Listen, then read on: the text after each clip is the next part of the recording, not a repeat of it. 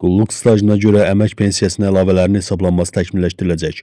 Bu, Nazirlər Kabineti, Azərbaycan Həmkarlar İttifaqları Konfederasiyası və Azərbaycan Respublikası Sahibkarlar Təşkilatları Milli Konfederasiyası arasında 2026-2028-ci illər üçün baş kollektiv sazişdə öz əksini tapıb.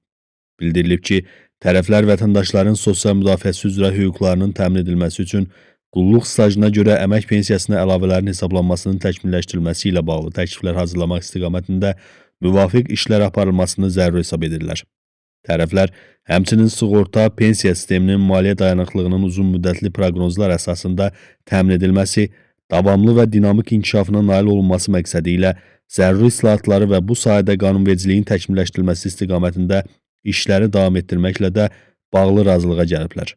Bununla yanaşı, vətəndaşlara pensiya təminatı ilə bağlı göstərilən xidmətlərin keyfiyyətinin yüksəldilməsi və şəffaflığın artırılması məqsədi ilə innovativ həllərin tətbiqi dairəsinin genişləndirilməsi hədəflər arasındadır.